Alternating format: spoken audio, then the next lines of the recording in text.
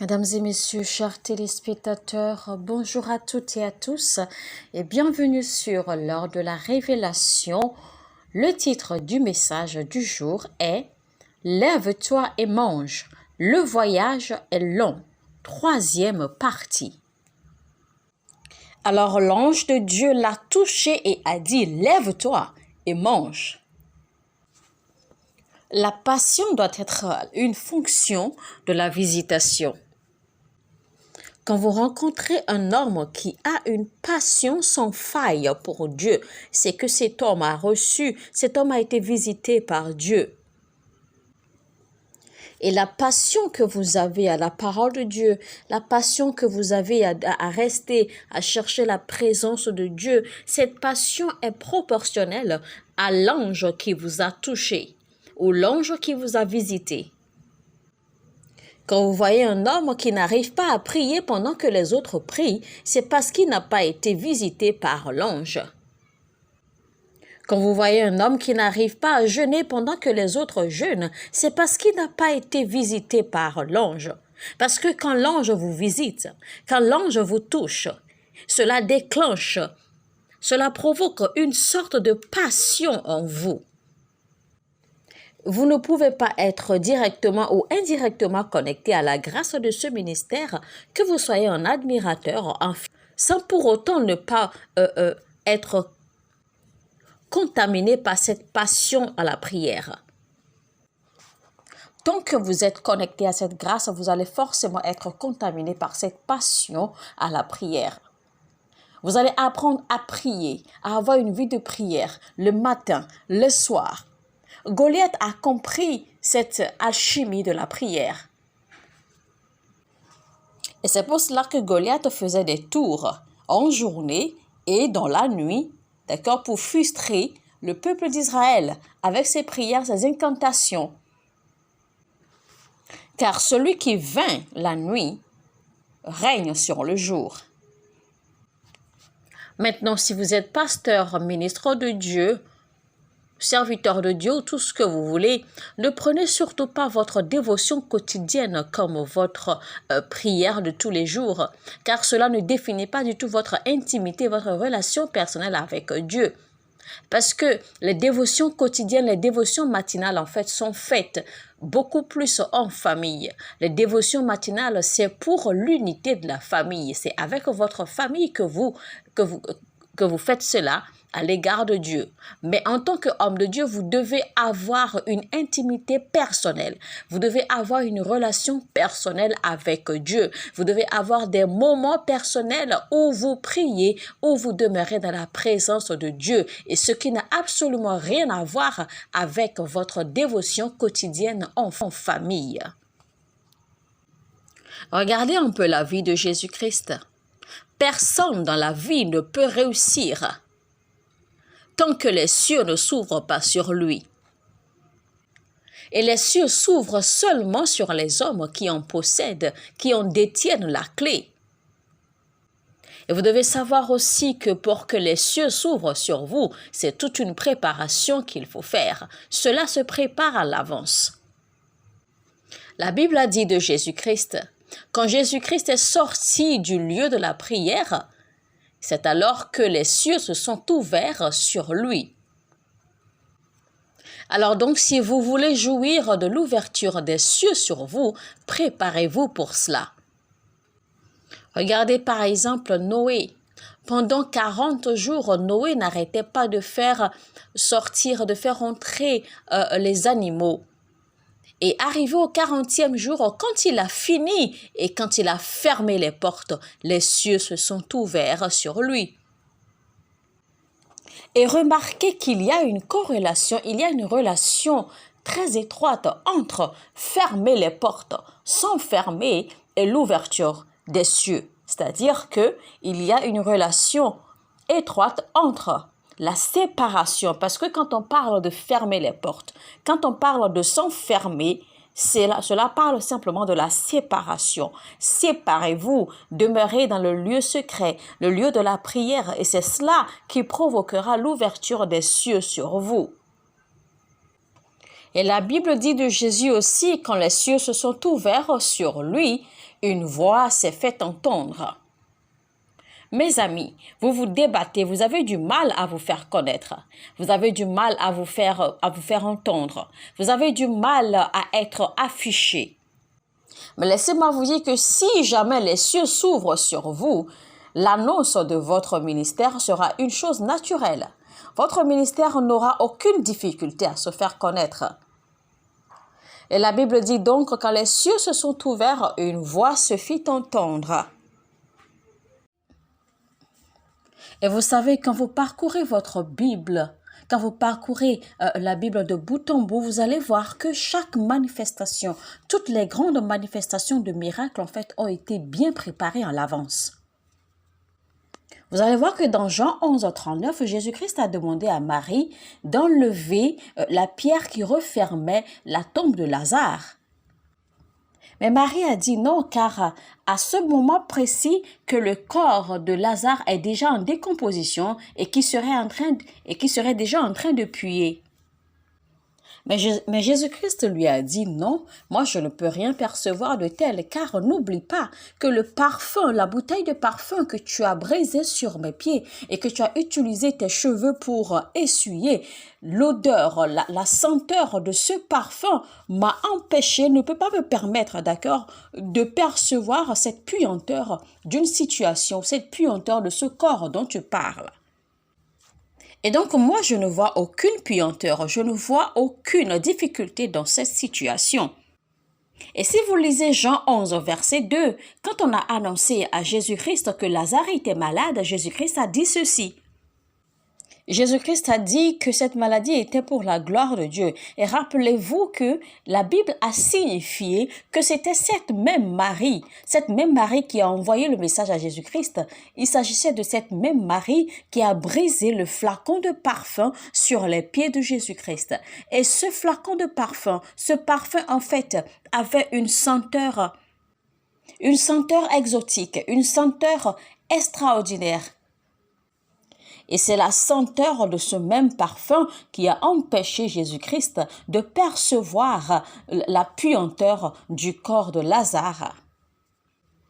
Mais pourquoi les manifestations aujourd'hui sont devenues un sujet de débat partout? Eh bien, la raison est très simple, c'est parce que les gens ne sont plus prêts aujourd'hui à payer le prix qu'il faut pour avoir les manifestations tangibles de la puissance de Dieu. Et donc, les manifestations de Dieu aujourd'hui sont devenues comme une blague.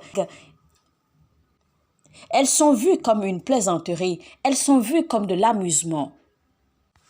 Chers amis, toute chose est possible à quelqu'un qui est prêt à payer le prix qu'il faut. Vous voulez ressembler aux grands hommes? Vous voulez faire comme les grands hommes? Alors demandez-vous, posez-vous la question. Allez savoir ce qu'ils font dans le secret. N'enviez jamais un grand homme si vous n'êtes pas prêt à payer le prix qu'il a payé pour être là où il est. Rien dans la vie n'est accidentel. Aucune réussite, aucun succès n'est accidentel. Vous vous souvenez quand Hérode a fait arrêter Jacques? Hérode a fait emprisonner Jacques et l'a fait tuer. Et tout ceci parce que l'Église n'a rien fait pour empêcher cela. Mais heureusement, quand Pierre a été arrêté, a été emprisonné, l'Église a prié et les anges se sont manifestés. Mais où étaient ces anges quand Jacques avait été arrêté? Les anges n'ont rien pu faire pour libérer Jacques simplement parce que l'Église n'avait rien fait. L'Église était simplement restée tranquille. L'Église souhaitait simplement que la délivrance de Jacques se fasse de façon naturelle, juste comme ça. Mais voilà que Dieu leur a fait comprendre que non, vous n'avez rien fait pour garantir la liberté, pour garantir la délivrance de Jacques. Donc cela ne peut pas juste se faire comme ça. Mais quand Pierre a été arrêté, a été emprisonné, l'Église a compris et l'Église s'est mise en prière. L'Église a prié jusqu'à ce que la délivrance de Pierre soit effective. Et quand bien même Pierre était délivré, l'Église continuait à prier parce que l'Église ne croyait pas encore que la délivrance de Pierre était effective. Et donc, quand bien même Pierre était libéré, l'Église continuait à prier. Et ceci simplement pour vous dire que la prière de l'Église n'était pas seulement en fonction, n'était pas seulement pour la délivrance de Pierre, mais la prière de l'Église était aussi pour avoir cette intimité, cette relation avec Dieu. L'Église avait donc compris que ce n'était plus le moment de simplement confesser. Ce n'était plus simplement le moment de confesser la foi, de dire ceci ou de dire cela, de faire des déclarations et de se calmer. L'Église avait compris que c'était le moment de se lever et combattre maintenant dans le lieu de la prière. Et c'est ce qu'elle a fait. Malheureusement, dans le même temps, il y a des gens, quand ils prient et qu'ils voient la réponse, qu'ils voient la manifestation, les ossements de leur prière, eh bien, ils cessent de prier. Mais pendant ce temps, il y a d'autres qui continuent à prier malgré les ossements de leur prière. Et ceci pour vous dire qu'en réalité, ces gens-là ne recherchent pas seulement les réponses. Ces gens ne prient pas seulement pour avoir les ossements de leur désir, mais ces gens prient pour développer, pour garder une intimité, une relation avec Dieu. Quelqu'un m'a dit un jour: tu as déjà étudié, tu as déjà fini de lire la Bible plus de 40 fois. Et pourtant, tu continues encore à lire tous les jours. Chaque jour, tu lis toujours la Bible. Qu'est-ce que tu recherches en fait? Et je lui ai dit, en fait, je ne cherche rien. Mais la réalité est que je mange depuis que je suis née. Et je continue toujours à manger. Je mange encore tous les jours. Pourquoi je mange alors? C'est pour vous dire en fait que cet acte de lire, cet acte d'étudier la parole de Dieu en fait n'est pas juste quelque chose pour le plaisir, mais ça fait partie de moi, c'est ma vie. Donc j'ai cette passion de lire. Quand je lis encore et encore et encore et encore. Cela fait partie de moi et cela doit faire partie de moi en fait. C'est un acte quotidien à pratiquer parce qu'il y a une destination que je vise. Je vais quelque part et mon parcours est encore long. Mon voyage est encore bien long. Je ne suis pas encore arrivé à la fin de mon voyage. Donc, lire la Bible, étudier la parole de Dieu, prier, c'est quelque chose de quotidien que je dois faire et que je dois continuer à faire. Car il y a le genre de succès que je recherche. Il y a le genre de réussite que je recherche. Et cette réussite, ce succès, en fait, sera la fonction de ce que je porte en moi, sera la fonction de ce dont je me suis nourri, sera la fonction, d'accord, du niveau ou de la capacité ou le dépôt que j'ai en moi pour ce voyage. Il y a beaucoup d'entre vous, ministres de Dieu, beaucoup d'entre vous, pasteurs, avant que vous établissiez votre ministère, vous aviez l'habitude de prier 5 heures de temps, 6 heures de temps, 7 heures de temps. Mais depuis que vous avez établi le ministère, eh bien, vous avez réduit, vous avez baissé les bras. Et vous vous dites que vous allez simplement vous concentrer sur la parole, car vous avez besoin de la parole. Mais non. Mais je vais vous dire que si tant est que vous aimez la parole, si tant est que vous voulez connaître la parole, vous devez prier. Parce que vous ne pouvez pas séparer la parole de la prière. Ce n'est pas possible. Car il est écrit dans Actes 6, verset 4. Et nous nous appliquons au ministère de la prière et au ministère de la parole. Il a bien dit le ministère de la prière et le ministère de la parole. Nous nous appliquons à la parole et à la prière. C'est ce que la Bible a dit. Et donc, vous ne pouvez pas remplacer l'un et l'autre. Jamais. Vous ne pouvez pas séparer l'un de l'autre. En fait, c'est votre prière, c'est votre vie de prière, en fait, qui va attiser, qui va faire grandir votre appétit, votre passion pour la parole. La Bible a dit, lève-toi et mange. Alors, je profite de ceci pour vous annoncer que si votre passion à la prière est morte, si votre passion à la parole de Dieu est morte, je déclare que l'ange de Dieu vous touchera aujourd'hui. Pendant que vous écoutez ce message, l'ange de Dieu vous touche. L'ange de Dieu vous visitera aujourd'hui même. Vous voulez faire le ministère comme les fils de Sceva? Les fils de Sceva, en fait, jouissaient du travail de Paul. Mais je vais vous dire qu'en réalité, les fils de Schéba savaient exactement quoi faire en fait pour avoir la manifestation de la puissance de Dieu. Ils savaient exactement le prix à payer. Et c'est ainsi que la plupart d'entre vous, vous savez aussi exactement le prix à payer pour avoir le standard du ministère que vous désirez.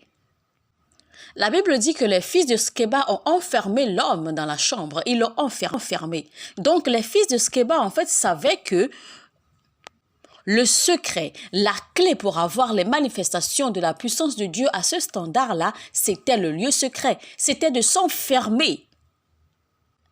C'était la séparation. Mais le problème était qu'ils ne pouvaient pas s'enfermer eux. Ils n'avaient pas cette capacité, cette force de s'enfermer, de demeurer là, enfermés dans la chambre, attendant l'arrivée de l'homme.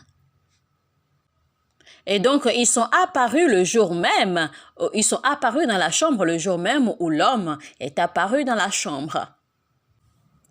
Ils se sont permis de s'enfermer dans la chambre avec le monsieur, avec l'homme possédé. Et donc, ils pensaient que c'était ce jour-là qu'ils pouvaient chasser le démon hors de l'homme. Alors qu'ils savaient pertinemment que le secret pour manifester la puissance de Dieu, c'était de demeurer dans le lieu secret, c'était d'être séparé des autres, c'était de demeurer dans la prière, dans le jeûne et dans la lecture biblique. Mais nous connaissons tous ce qui s'est passé ce jour-là. Parce qu'ils n'ont pas pu payer le prix qu'il fallait pour avoir la manifestation de la puissance de Dieu, eh bien, qu'est-ce qui s'est passé? C'est l'homme possédé qui les a battus, qui les a copieusement battus, copieusement malmenés. Et la Bible nous a fait comprendre qu'ils sont tous sortis dans la rue complètement nus. Alors, chers amis, chers pasteurs, chers ministres de Dieu, si vous n'avez pas envie d'être humiliés publiquement dans votre ministère, si vous n'avez pas envie d'être publiquement honnis, d'accord, par les gens ou par les situations dans votre ministère, alors préparez-vous maintenant.